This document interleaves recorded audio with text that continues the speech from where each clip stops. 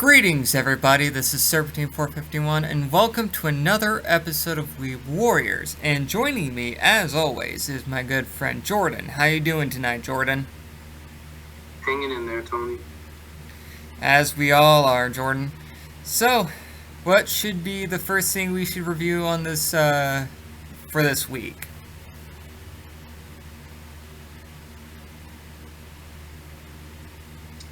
The first thing up I have is, if it's for my daughter, I'd even defeat a demon lord, episode 4, the little girl and the incident. This episode in particular.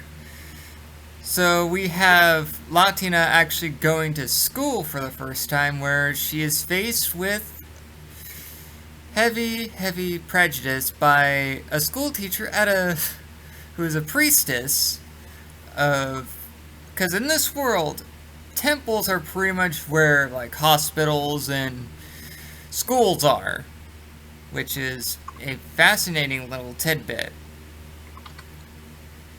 Yeah, I mean, it's true to form, at least in line with medieval history, you know? True. Very true.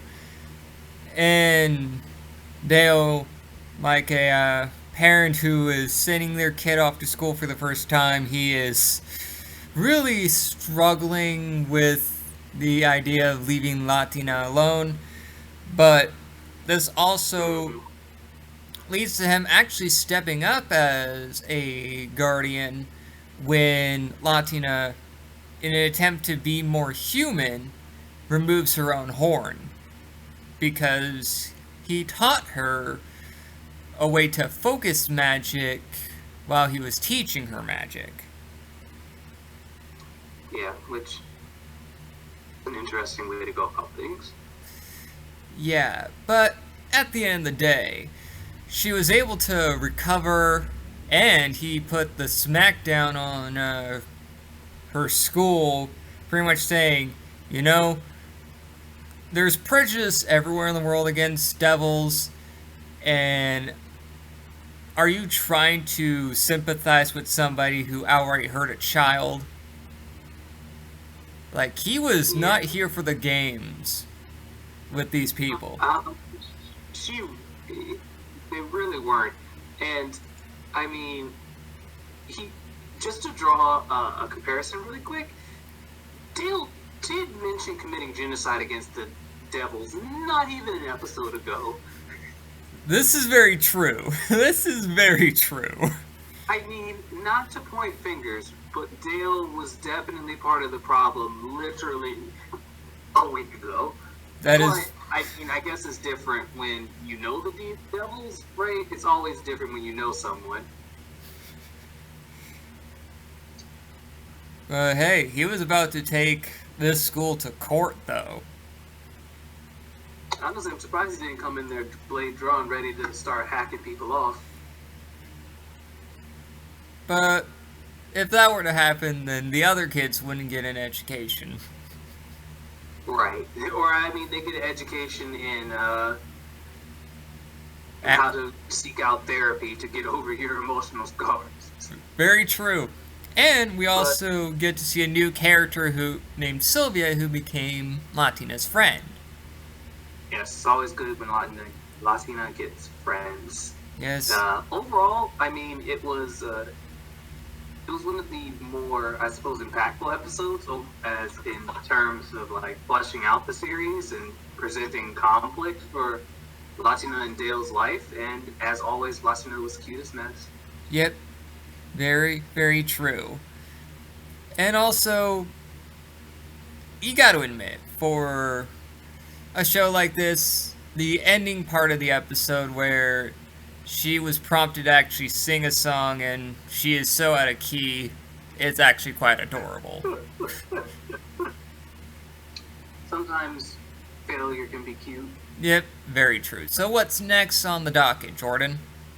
Right, and up next is Magical Senpai, episode 5, Observers No, and is that Senpai. wouldn't it be episode Senpai, 4 though? I'm sorry, episode 5 dropped today. Yes.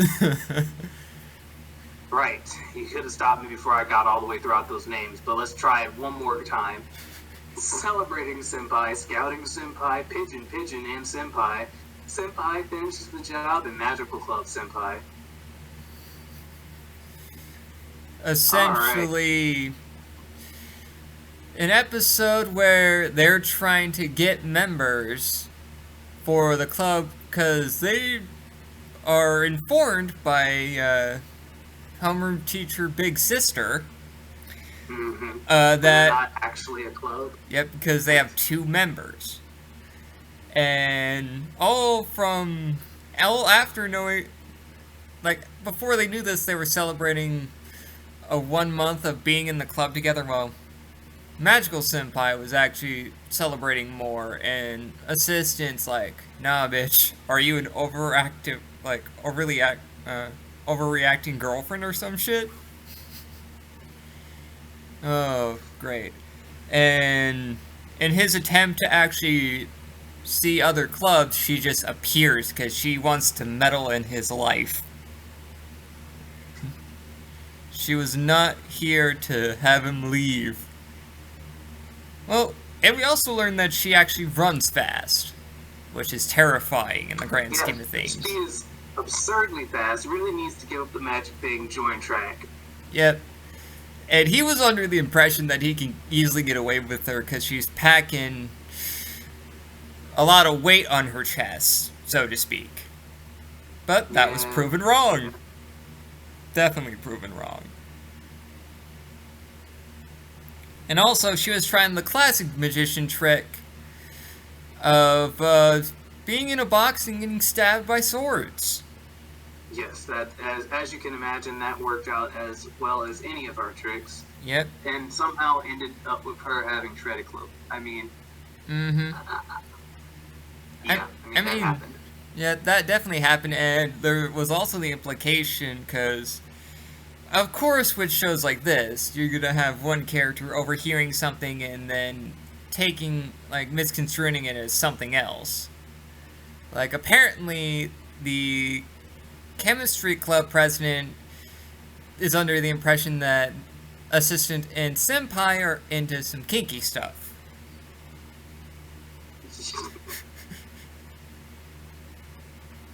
But hey, at least we know that she's actually decent at magic towards the end of this episode. Right, it just seems that she can't do it when anyone's paying attention. Exactly. Which is probably the worst type of ability to possess, you know? Indeed. Very much true. Alright, Jordan, what's up next? Alright, up next is... navigate away from my cue, give me... up next is Dr. Stone. Are we on episode 3 or 4? We're on episode 4, yeah? Yes, it would be episode 4. Alright, fire the smoke signal. Well, and as we had previously shown in the last episode, Senku made a batch of gunpowder and then had Taiju try to compress it into... I'm not really sure what the hell he was compressing it for, but accidentally sets it alight because there is iron pyrite in the stone surrounding the volcano, which is enough to create a spark when slammed against another rock. Yep. There's an explosion, which causes a smoke signal to go up, and then there is a returning smoke signal from apparently another group of survivors. So Senku has to make the decision if he will snuff out the fire or use it to try to signal to the other group so that they know where they are and that they're aware and wish to make contact. Senku, obviously being the man who does not let fear rule him, but science guide him,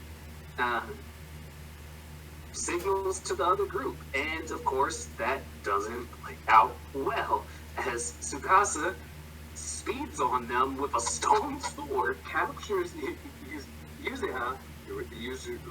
How do I say this? Yuzuriha. Yeah, that didn't help me at all, Tony. Yeah, this name is confusing to even me that tries to pronounce things correctly. Alright, we're gonna call her Headphones. Yeah, let's call her Captures Headphones. Headphones here. And holds her hostage. Senku tries to play up his utilitarian mindset, fails because he's a nice guy, and ultimately gives Tsukasa the recipe for the revival fluid. Yeah, and then the episode ends with Senku dying at Tsukasa's hands. More potentially, and also nice severing to the. I mean, obviously, it's not going to be his death, but it definitely sets it up to appear that way. Yeah, exactly. And we also got to see a bit of backstory of why Senku believes in, delves deep into science like he does now. He's so obsessed with science. Oh yeah, pretty much. He's so smart. Mm-hmm. Yeah, this kid, as a kid, he wanted to build a rocket to actually go to space. Right. And I think the important thing to talk about here is that he had good parents. Yep. His dad's like, if you want to pursue science, I'm going to sell my car in order to let my son pursue science. I mean, maybe you don't need to sell your car to be a good dad, but being supportive of your child's dreams, that's always a good thing. Yep. I'm trying to see if I can find it in the episode, but he had a quote that I was like, yes, that's a great quote right there. Well, I'm sure we will find it eventually, but all in all, another great episode from this show. You can accomplish anything through diligent application of science. Indeed. That's my favorite quote of the entire episode right there. You can pretty much accomplish anything if you really set your mind to what you need to do. I think that fits for any given situation, not only in science. So, Jordan, what's next on the docket?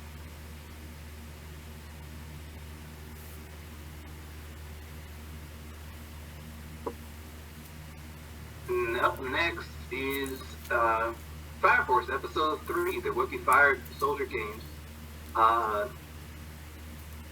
Another moment of silence for the lost. Mm-hmm. But in honor of them, I have, of course, continued to watch Fire Force, and I was not disappointed.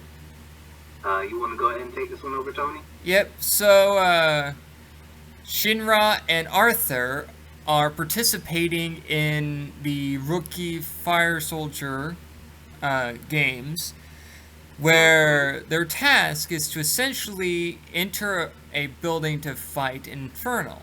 Well, to actually reach someone who is... a mock Infernal, right? Yep. And we are introduced to a few other characters, like Tamaki, who is a third-generation pyrokinetic with an ability called Nekomata, where she gets flaming cat ears and 2 tails of flame.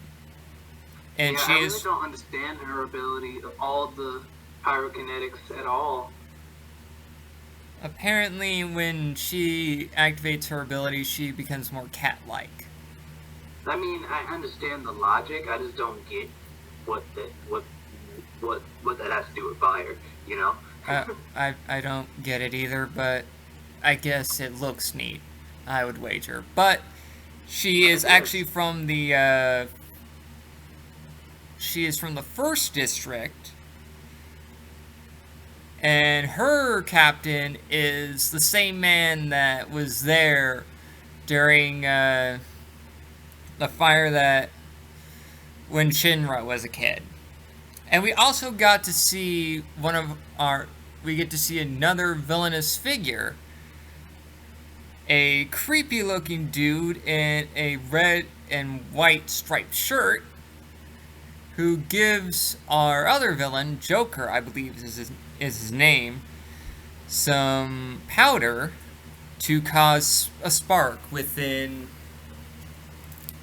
to enhance his pyrokinetic abilities. Mm-hmm. Which leads to Joker infiltrating the games, knocking out the 2 people that are supposed to provide the roles of the Infernals, as Shinra flies above everybody else to get a leg up on the competition.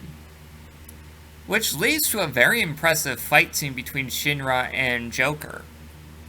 Mm-hmm. And then, of course... Very impressive, very impressive. I mean, Shinra was out here putting in the capoeira breakdance and ass whooping that.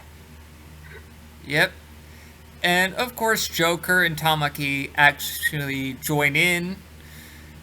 And Joker is really messing with Shinra's head. Basically saying, do you want to be a hero or do you want to be a devil? Really pushing him to his limits, saying that his little brother is alive and all this crazy, in Shinra's head, nonsense. And also, Captain Obi, like a true G at the end of the episode, wants to really, basically gives, Shinra the, go-ahead to help him on his mission to be a hero, essentially. If I remember things correctly. Also, can we touch on this real quick? Did it look to you like Arthur was completely useless, and then as they're rising through the ceiling, you see how many layers he cut through with that one attack? Yeah, I know, right? That was a little absurd. I find that a bit excessive. And what was really funny is that even though he was able to cut through walls, apparently he can't cut through ceilings. Right. God. But I mean, it also makes sense to a degree, right? Like, his fiber cutter is making near perfect slices. Unless something's acting on it, you imagine it should more or less stay in place. Exactly. I guess it makes sense in that way. But also, we got at least, from the captain of the first district, really praising Shinra to Obi, saying that he got a good, he has a good man on his squad.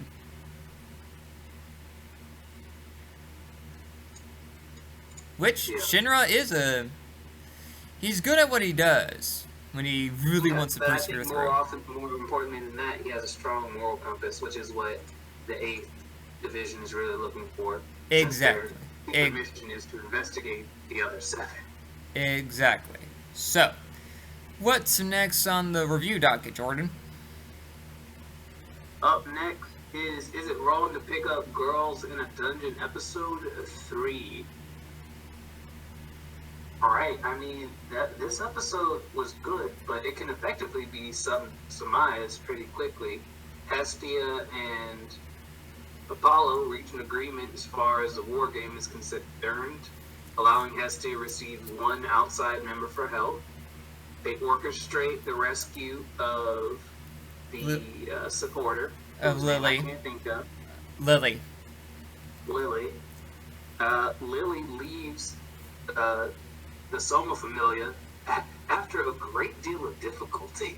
Oh, yeah. A great deal of difficulty. Yeah, she drank the wine of the gods and... Mm-hmm.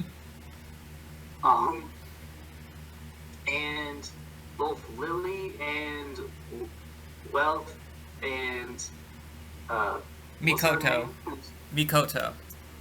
Yeah, Mikoto abandoned their familia to join up with Hestia's. Yep. And also, the war game in question is a siege. And since Hestia only has Bell in her familia, they can't be on the offensive. Well, Apollo has many, he can go on the offensive. That's why Hestia was able to get one other person, but they have to be outside of Oreo. Which is a really big dick move on Apollo's part, but it makes sense in the grand scheme of things. Yeah. But still, the episode was great. And also, it was funny to see Freya just pimp slap the shit out of Apollo verbally. I thought that was funny. That it was. That it was. What's next on the review docket, Jordan? Up next is you love your mother? Do you love your mom and her two-hit multi-target attacks? Episode 3. Underwear is armor. Make sure it's high in defense, otherwise my son might die. Okay, so we have a super uncomfortable for the main character sequence where his mother is trying out a bunch of bikini armors and other fetish outfits to serve as fan service to the audience.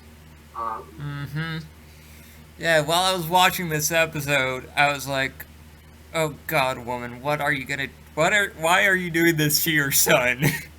He does not need to see this." Just okay.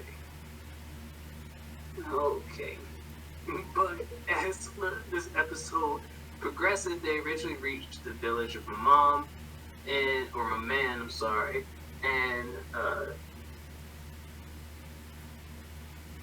while they are there, they uncover that the village is under siege, I suppose, or occupation, assault, in danger of the Empress. Do you notice the Empress of Night? Yep. And we also learn in this episode that the mother that Wise mentioned previously is the Empress of the Night. Mm-hmm. And the Empress's true intention is to basically have sons, well, a son with abs so she could pour wine on them. And Masato put it best, this sounds like a cougar. And Lord Jesus, when we first get a look at this woman... She is, yeah, she saw Mel's. Yeah. Have you seen her, in air quotes, mind you, throne? Her throne of living men? Yes, I saw it. It was hard to miss, Tony. It was like 3/4 of the scene. Yep. And her motivations are pretty warped. I mean, ruining... I mean, when you have an addiction to going to host clubs that ultimately end in your marriage and your daughter not wanting to do anything with you, and then you suddenly come back into her life and saying that, hey, I want to rebuild our relationship in this video game world, and then like, nah, bitch, I don't need you anymore. Yeah, I mean, the mom's a total fucking... Yep. But we'll see how it all plays out. Very true. Because, I mean, Mamako is a very good person and wants to help Wise out with her familial issues. I mean, at her core, Mamako is a good person, even though she really wants to embarrass the shit out of her son. Yeah, she's a mess. Big ol' mess. Alright, Jordan, next on the queue is... Isekai Cheat Magician Episode 3 Beginner Adventures. Beginner Adventurers.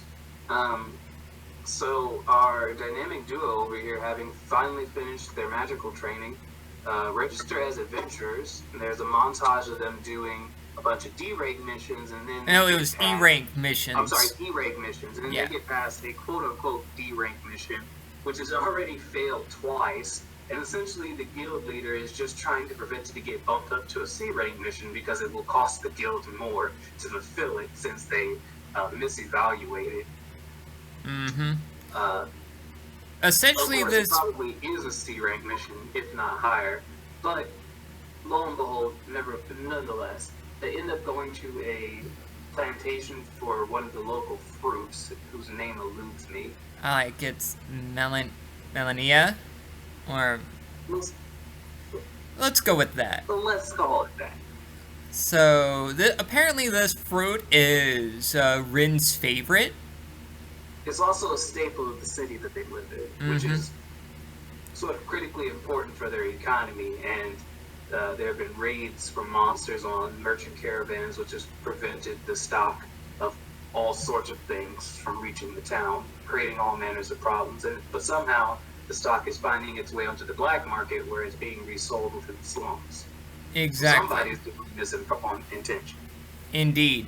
And one of the funniest parts of, well, there were two funny scenes. One is when Ren and Takashi actually go into a bar where they try to get information out of the patrons, and the patrons were under the impression that they could easily beat these kids. Nope. They get their asses handed to them, and the two, our dynamic duo, get some information. Well, as much information as they possibly could. The other one is where 3 orcs and an ogre are about to walk up to everybody when they're at the plantation. Oh, and Mira, the elf girl, joins them to make a party.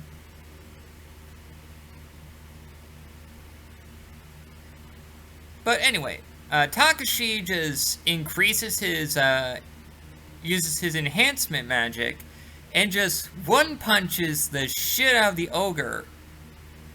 While Mira and... Right, and he definitely used physical enhancer level 35, which he was not supposed to go above 30, so I'm wondering what the consequences of this is going to be. Oh, Lord if I know. But still, he punched...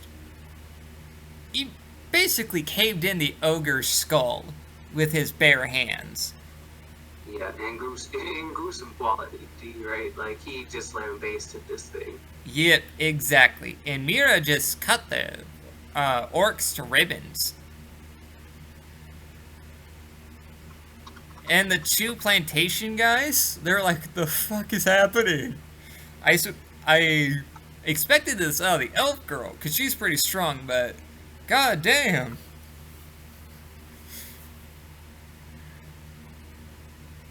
Oh, but it was funny. And then we also got to see someone who is potentially behind all of the thefts and the sending of monsters to caravans. Very ominous, very creepy. So, what's next on the review docket, Jordan? Up next is Are You Lost? Episode 5, A Strange Turn 4. of Shell. It's episode 4 again. Episode 4, Jesus. Trap. Alright, episode 4, Trap. Are you sure? Yeah. Did we talk about her putting herself into traps? I think we did. And we've already talked about this, yeah? I believe we did. I don't know why. So we talked about the wrong episode last week. Is what I'm hearing. I mean, it's all a bit screwy, so since I didn't watch episode 5, I will leave it to you then. Right, well, I mean, episode 5 is, so in episode 4 they set up the traps to catch a rabbit, and in episode 5 the traps have not produced food, so they need to find food, right? So Homura and Asuka go diving underwater in search of turban shells after having promised Shion that they would find something that isn't rock shells or hermit crabs because she's tired of them. Homura figures finds a bunch of starfish that they cook and eat them. But she also realizes that the morale of the group is falling, so she tries to find another source of food the next day with the help of Shion. They go out to the beach during low tide and they dig up some buried fish. Apparently there's some species of fish from that region that like to bury themselves into the sand. So they uncovered them and had a barbecue party. The episode ends with Asuka and Mitsu finding out that their trap has caught something, but they don't know what, and it's still alive, meaning that they'll have to kill it if they want to eat it. And given the name of the next episode, Rabbit Tasting, they either succeed or I don't know what this episode is about. Oh, Jesus. It sounds like it's going to be just humorous throughout. Yeah, it should be pretty funny. Alright, so I mean, that was the episode. I guess I can talk about Hensky. So, episode 4, which is titled... Come on. Cinderella Can't Come Out. Essentially, what happened in this episode, ladies and gentlemen, we have Mao Nanjo, the other potential Cinderella candidate, really upset with Keiki. And Keiki is on this course to figure out what's going on with her. And with some motivation from Senpai, Kohai, and his sister, he was able to really get into Mao's good graces. And, of course, those of you who can kind of infer things, or those of you that have read the source material like I have, we come to find out that Mao is a Fujoshi, and her particular interest as a Fujoshi is watching Keiki and Shoma get it on. And she's actually made a series of these embellished interactions hours, we should say, in a manga series called Shortcake. And Keiki's like, why did you make this into a pun? That's awful. But also, the underlying truth to it is that she actually does care about him, but she couldn't really bring herself to actually say it. She just had her Fujoshi switch flipped. That's why she even told him he can't get into any other romantic relationships because she's going to break them down, because her only true pairing in her mind is Shoma and Keiki. Which, in the grand scheme of things, that's not what she really wants, but it's her Fujoshi side really coming through, and the fact that she has fans that she doesn't want to let down. And Keiki, in this strong sense of bewilderment, has to deal with the nonsense of not one, not two, but 3 women in his life. That's essentially the episode in a nutshell.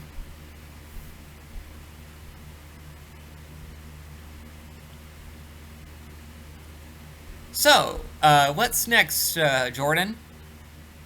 Alright, the last one. Episode 4 of How Heavy Are the Dumbbells You Lift. Oh, before I forget, we actually got an update on Vinland Saga. Episode 4 is out. Right, I am not caught up on Vinland Saga. Oh, I could basically sum it up real quick here. Tors beats the shit out of all of the Vikings that had them on the ropes in the previous episode. Even beats the big dude Bjorn when he went into a berserker state from eating all those mushrooms. Yeah, 1 punch to his face and a few other jabs to his body, down. And then Thor challenges the head of the pirates to a duel, which he wins, but in a true sign of badassery, he just tanks a bunch of arrows that the pirate captain, his name is too incomprehensible for me to pronounce, so I'm referring to him as Pirate Captain, basically says, even though you won, I'm gonna let my archers just kill you.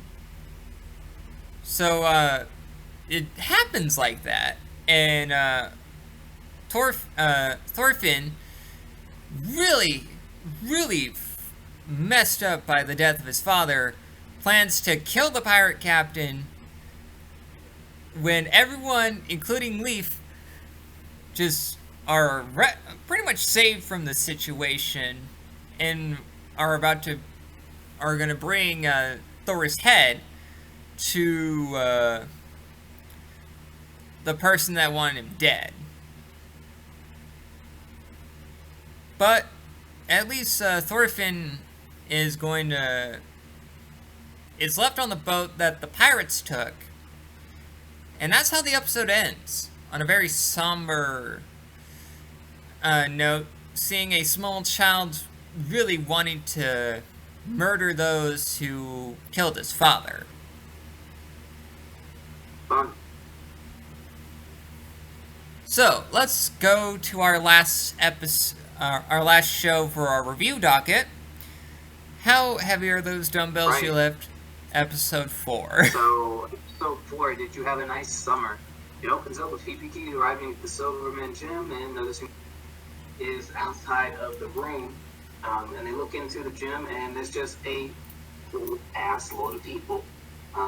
Machio then explains to them the dynamics of peak hours. Kimmy has a little, tiff about how most of these people are just going to be here for the summer, and the nights are going to stick through, yada, yada, yada. The important part is that they tried to go, they then learn about the chest press. Yep. And as profession with this show, we also have to have a bit of fan service while showing how to exercise properly.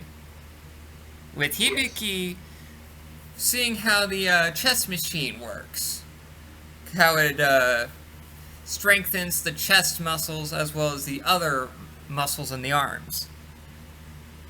Which Akemi was really against using the chest machine, saying that it's not the same as actually bench pressing.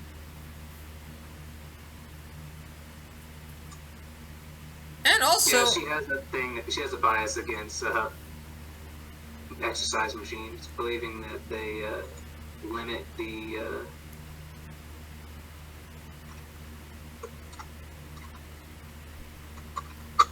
But the funny thing is that she actually got turned around by it at the end of the exercise session. And also, Ayaka has shown up to train people how to box at the Silverman gym for the duration of the summer. Then next up, they were going to go train Hibiki, Akemi, and Ayaka were going to go train at the gym, but the gym was closed. So they head to Akemi's house.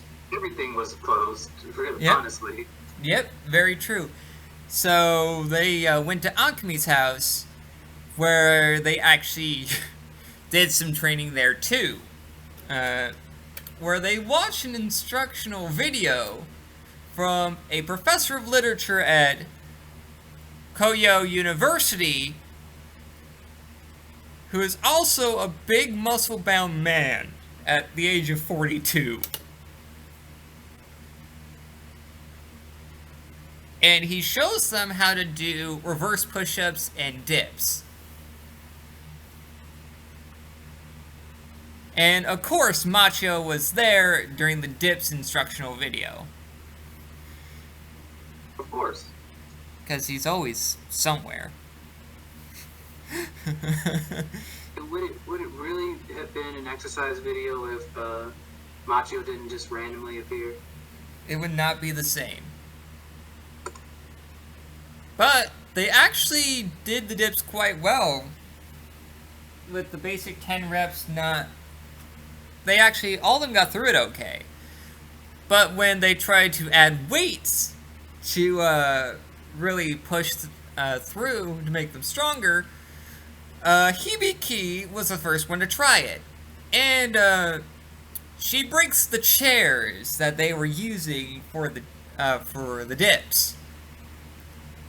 And at the end of this particular vignette, she realizes that these chairs were antiques and cost a fuck ton of money. Right. Yeah, she realized her mistake a little late. Mm-hmm. And finally, the last segment of the episode where Satomi and the girls actually go down to the beach. But come to find out, they aren't going to go swimming because hammerhead sharks are there. And so no swimming is allowed.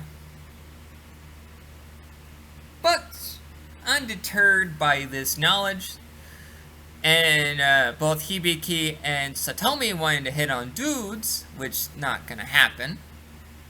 I think they wanted dudes to hit on them.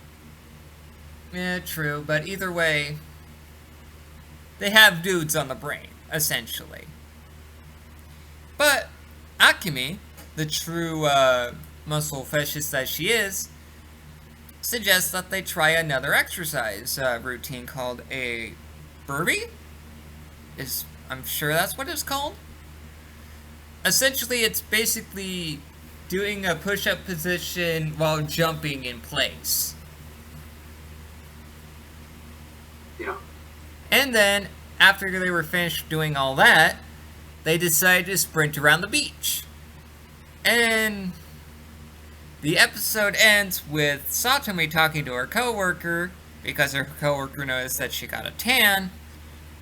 And Satomi wonders how the girls are doing after their big training session at the beach. And the girls, basically talking amongst themselves, are right as rain. Nothing is wrong with them. And the announcer says that's the power of youth.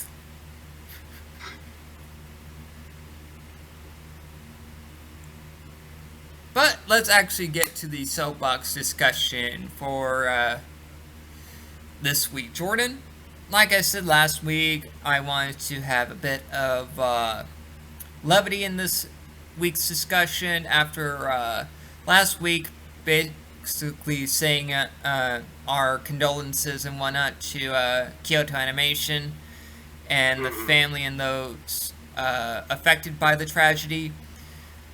So, to make things a bit lighter this week, the topic should be about what makes a good world for a shonen story. I mean, we've seen a lot of different shonen stories take place in different settings, like medieval times, the far-flung future, present day. I mean, a lot of different settings, but how do these settings really push our character, our main cast, our villains, to actually, interact with it? I mean, other shows... I didn't hear the question, Tony. What now? What makes a good world setting for a shonen story? You'll have to say it again, you cut out. What makes a good setting for a shonen story? Setting. Honestly, I don't really think there's a bad setting for a shonen story. The shonen, at least for the shonen genre, the setting itself is very largely a backdrop, right? It very rarely presents itself in such a fashion that people become deeply interested in the world, which is often a sign of a great shonen series, right? Hunter x Hunter, to a certain extent, you actually care about what's going on in the world beyond just Gon and Killa's adventures, right? And not even so much what people are doing, literally the world that they exist in. But more often than not, it's your traditional fantasy or sci-fi or what have you world, where a lot of the greater nuance to the series is just sort of left to the imagination or lack thereof of the viewer, and they sort of focus on the protagonist, their party, and the power of greed, right? Exactly. And the one thing that I always like in the different settings of shonen stories is how diverse they can be. I mean, you can have a shonen story in any setting and it would still work. I mean, Dragon Ball really opened my eyes to a real sense of diversity from different locations and whatnot. And watching My Hero having a modern setting with superhuman powers and how. But I do actually want to take a moment to clarify something. Using My Hero as an example, there's definitely a better way to approach most things, right? At least with My Hero, you sort of see how these things can be married more holistically, right?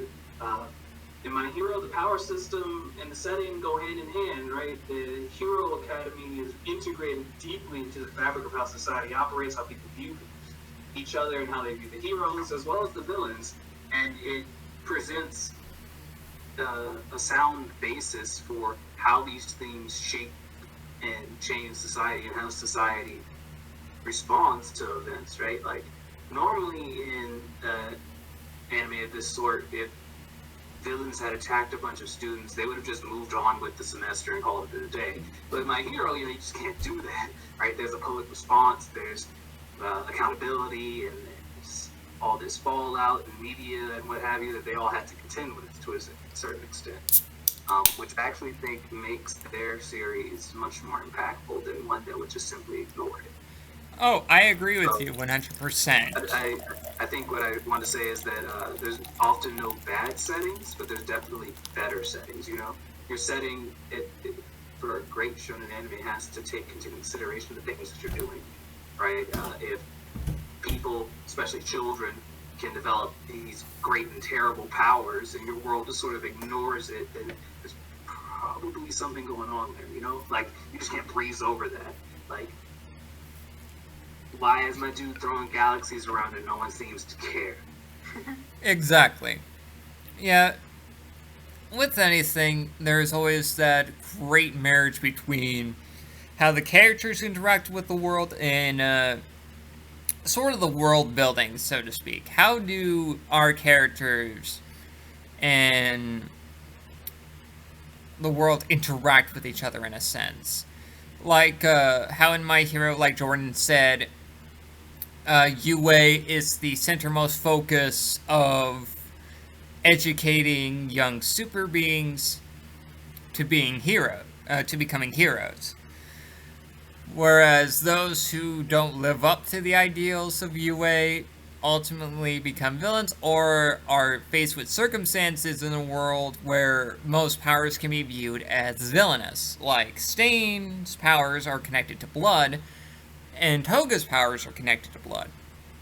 And they ultimately took down a path to they went down a path of villainy because of those stipulations. And I mean, yeah, there's a lot. I don't think it's necessarily a stipulation. I think it has a lot to do with really the mentality that you possess. If you look at some of the heroes themselves, their powers aren't all like hugs and kisses and rainbows.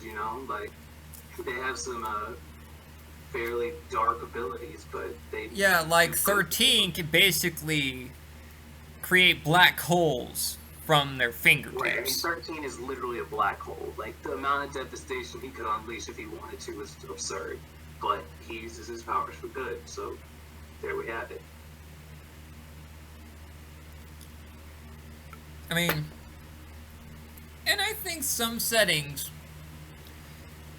it all comes down to whether or not the author of the source material and the way it's animated convey at least either a good to great sense of world building. At least that's how I see it. I mean, Toriyama really put a lot of work into Dragon Ball to Dragon Ball Z to everything else. And that's just an interesting evolution of things. Horikoshi really delved deep into his love of superhero comics in the West and love of manga here. Love of manga in his homeland to create My Hero.